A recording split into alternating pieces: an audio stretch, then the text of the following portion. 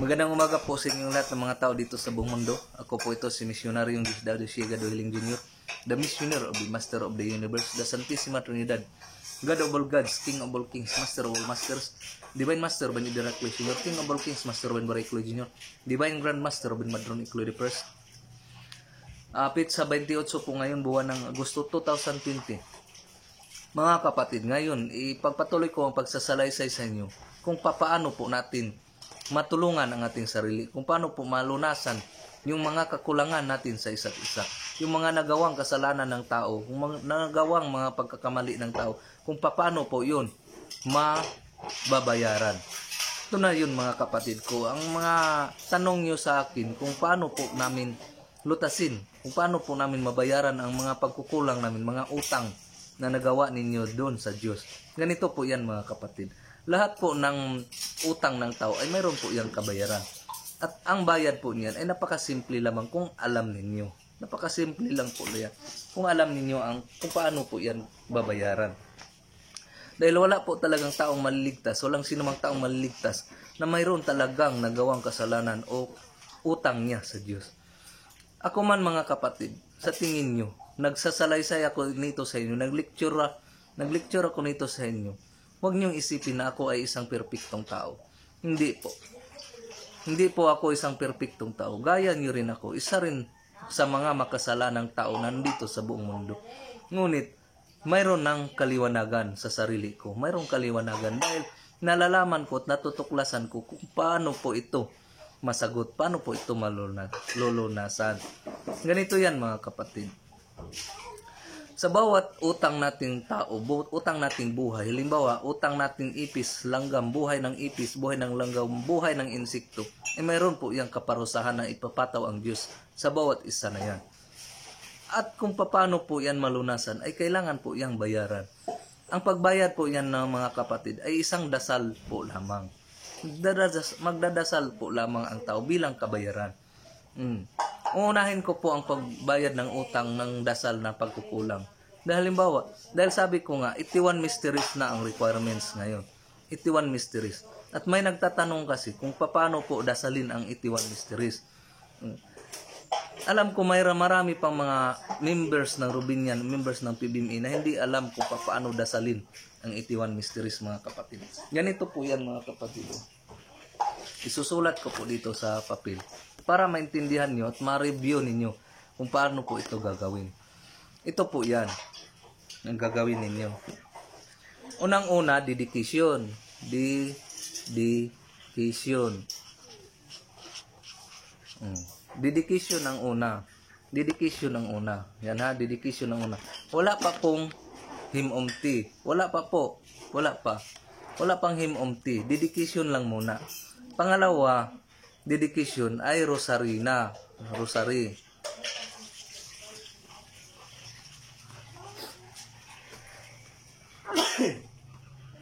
Rosary na ang pangalawa ha. Rosary. Dedication. Pagkatapos ng dedication mga kapatid, pagkatapos ng dedication, tsaka ka pa mag-himomti. Pagkatapos ng dedication, tsaka ka pa mag-himomti. Ganyan ha. Dedication, tsaka pa mag-rosaryo. Tsaka pa mag-rosaryo. Ang 81 mysteries, ito yung 81 mysteries. Ang 81 mysteries ay siyam yan ka misteryo. Siyam yan ka misteryo. Number 1. Himomti ka.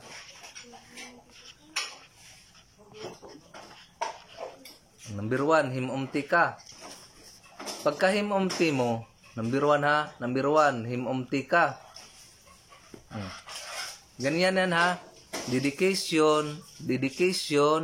Pagkatapos mong mag-dedication, saka ka pa mag-himomti. Ganyan yan ha. Saka ka pa mag-himomti. Pagkatapos mong mag-dedication. Pagka himomti mo, yun ang number 1 himomti. Saka ka pa mag-rosaryo. Ganyan. Hanggang matapos mo tong siyam.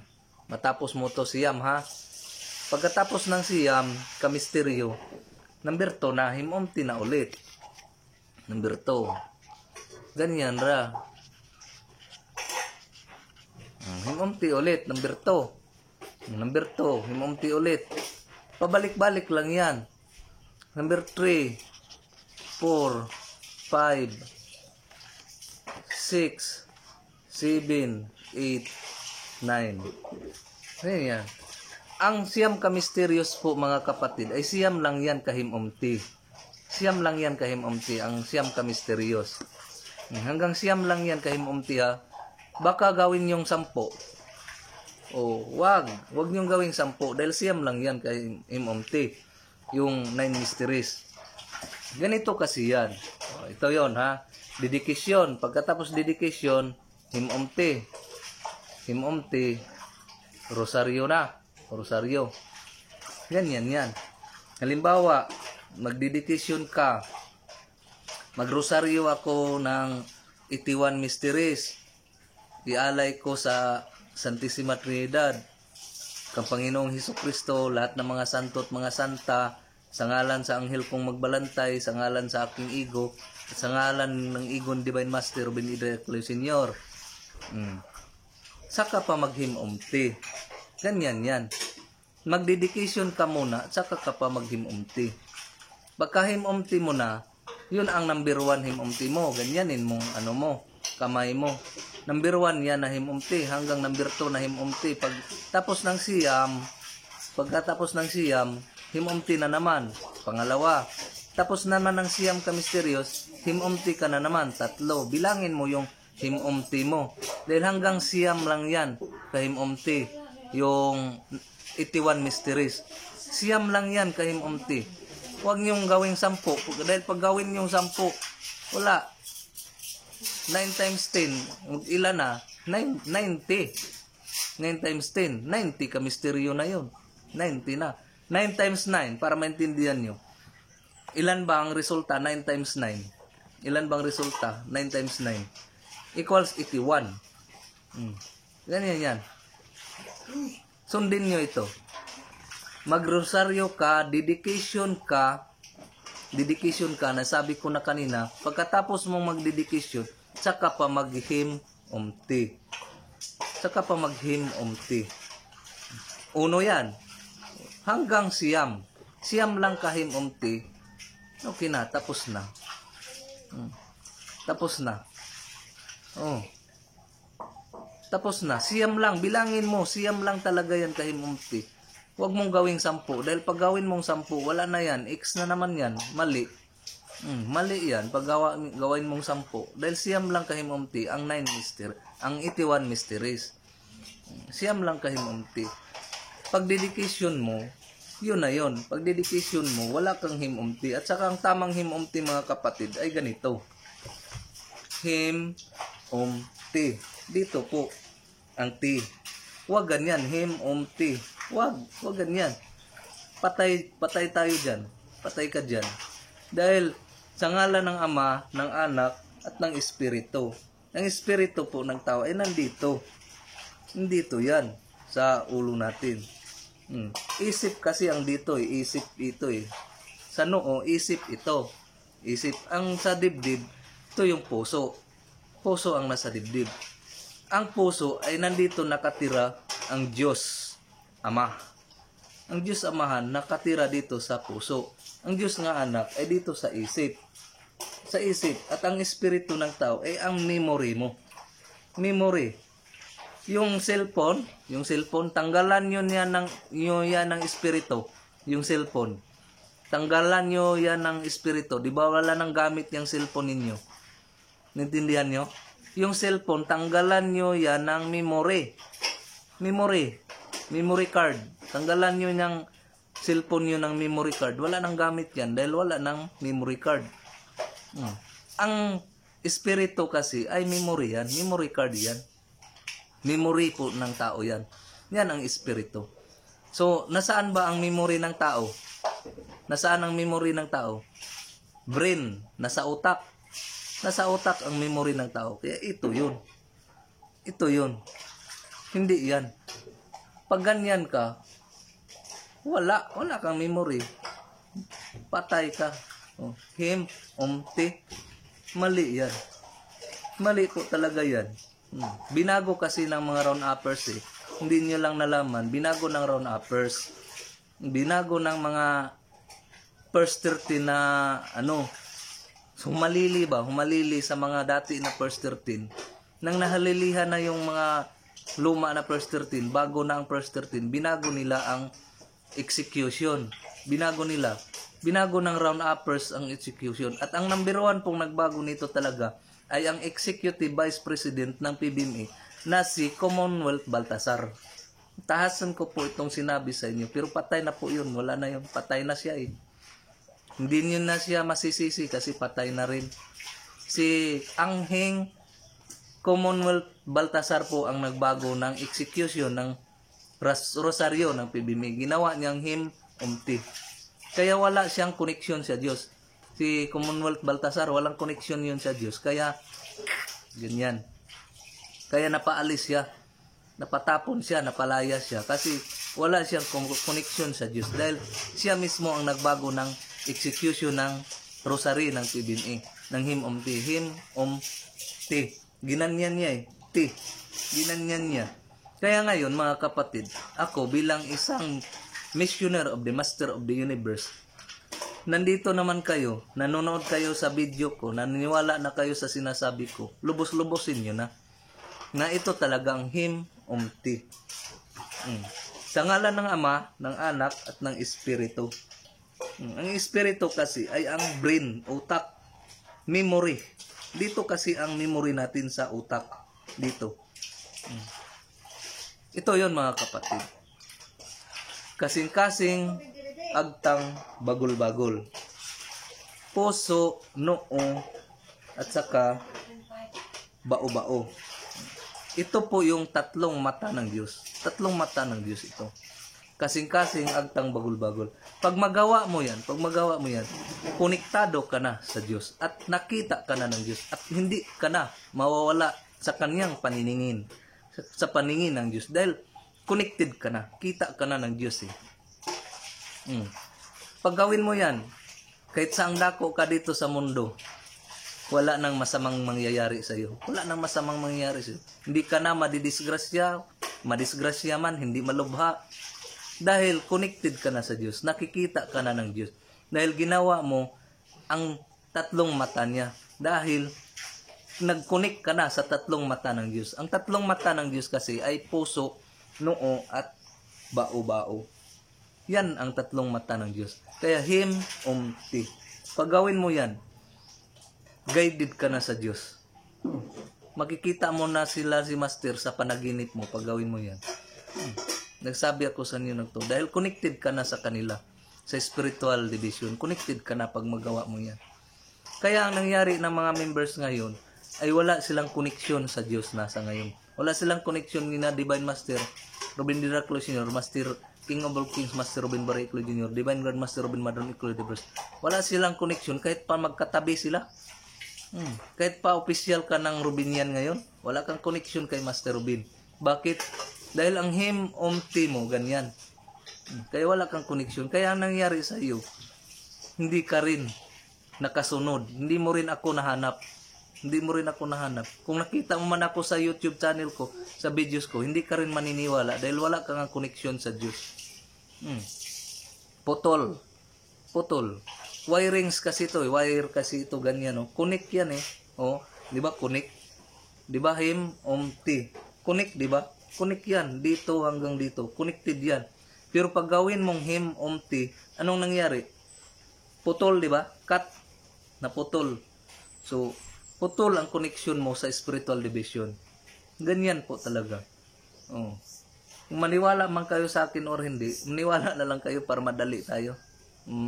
Matatagalan tayo pag di kayo maniniwala, wala rin. Hindi niyo rin matutunan ang mga sinasabi ko dahil wala kayong giya. Walang guided ba? Walang guide. Putol eh. Yan po talaga ang 81 mysteries. O yan. Kaya mga kapatid, naituro ko na sa inyo kung ano ang tama. Sana maintindihan nyo at gagawin nyo. Dahil pag hindi yan gagawin, wala na rin kayong uha. Walang uha. O, utility, humanity, activity. Walang activity. O lang. O, parang nagpasarap lang kayo ha. Oh. Oh, nagpasarap lang kayo. Pag ganyan lang, walang uha. Uha, uha. Oh. Utility, humanity, activity. Pero pag tanggalin yung activity, nagpasarap lang kayo. Oh, nagpasarap lang kayo yan eh. Walang activity. Yan ang buong katotohanan mga kapatid. Ito naman sa mga kasalanang nagawa, itong kulang sa rosaryo, alam ko naintindihan. Kasi nagrosaryo ang tao, magrosaryo ka ng siyam ka misteryos umaga lang dahil lang mabadali ka, bawiin mo. Pagka alas 6 ng gabi, pag wala ka nang ginagawa, bayaran mo doon. Halimbawa, siyam lang rosaryo mo sa alas 6 dahil lang mamadali ka. Pagka alas 6 ng hapon, rosaryo ka doon ng 200 mysteries plus o 250 ka misteryo. Bawiin mo doon. Bilangin mo kung anong kulang mo. Dagdagan mo doon sa huling pagdadasal. Huwag mo nang pabukasan. Dahil pagbukas na yun, malaki ka ng utang. Ganyan lang yan. Dahil naintindihan natin, ang bawat isa natin ay busy sa mga trabaho. Dagdagan mo na doon sa alas 6 ng hapon. Halimbawa, sa alas 2:30 ng madaling araw, wala ka mang ginagawa niyan. Wala kang ginagawa niyan. Ang gawin nyo, bumangon talaga kayo, tumayo kayo pag alas 2:30 ng madaling araw para magawa nyo damihan ang rosaryo ninyo. Gawin nyo ng isang oras para yung mga dasal sa alas 6, alas 2:30 ng tanghali, doon na. Inanon nyo na. Baga, natapalan nyo na ba sa alas 2:30 ng madaling araw? At pagbayad mga kapatid ko sa lahat ng mga nagawang kasalanan, ganito lang yan, magdarasal. Ilista nyo ito, isulat nyo ito. Ito yun, no? Magrosaryo ako ng siyam ka misteryos, pwede rin 36 ka misteryos, pwede rin 18 ka misteryos. Kayo nang bahala, basta ganito. Magrosaryo ako ng siyam ka misteryos, ialay ko sa lahat ng may buhay dito sa kalupaan, kadagatan at katubigan na aking napatay at nakain. Yan lang pagbayad, simple lang. Binayaran mo. Magrosaryo ako ng siyam ka misteryos, ialay ko sa pagbayad sa lahat ng may buhay sa kalupaan, sa kadagatan at sa katubigan na aking nakain at napatay. Himomte, yan lang. Binayaran mo na para hindi ka sisingilin ng may hawak ng buhay, ng napatay mo na ipis, ng napatay mo na langgam, ng nakain mo na kabayo, nakain mo na kambing, nakain mo na karning baka, karning baboy, isda.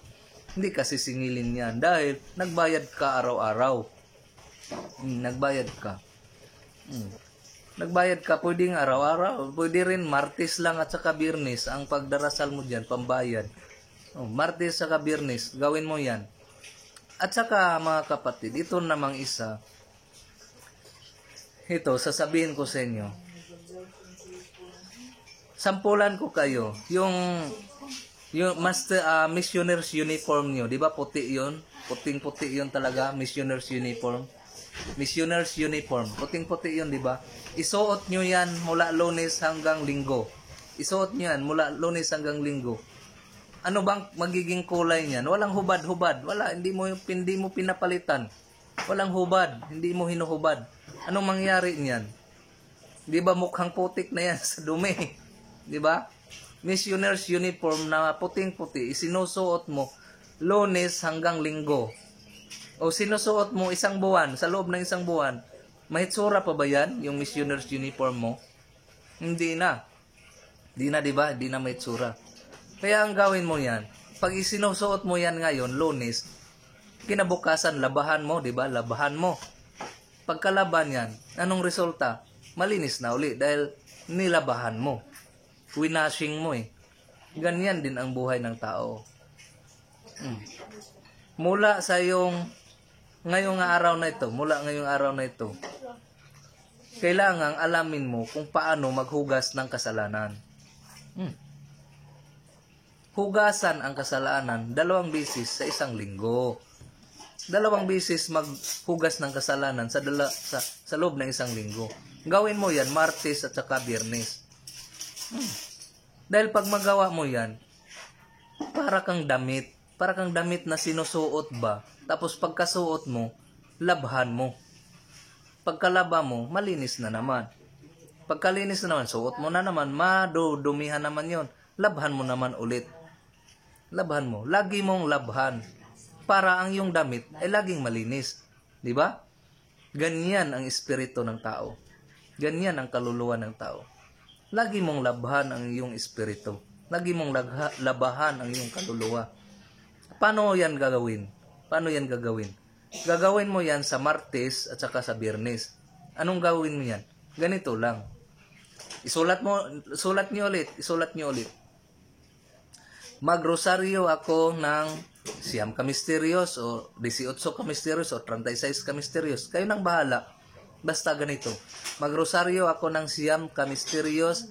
Iaalay ko sa paghugas sa lahat kong mga kasalanang nagawa. Mula noong dito pa ako sa sinapupunan ng aking ina hanggang sa ngayon. Mga kasalanan nga aking nagawa na alam ko na ito ay mali. At mga kasalanang aking nagawa na hindi ko alam na ito ay mali pala.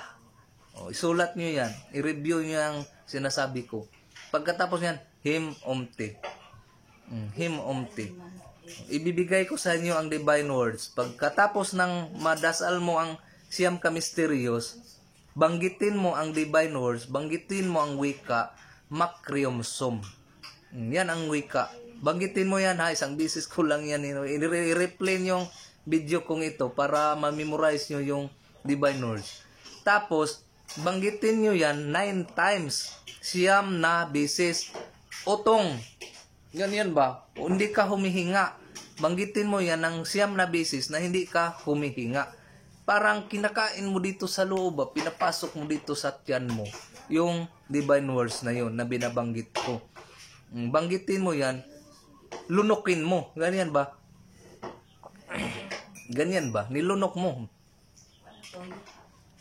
mo ang divine words. Pinapasok mo talaga sa katawan mo ang banal na wika na binabanggit ko.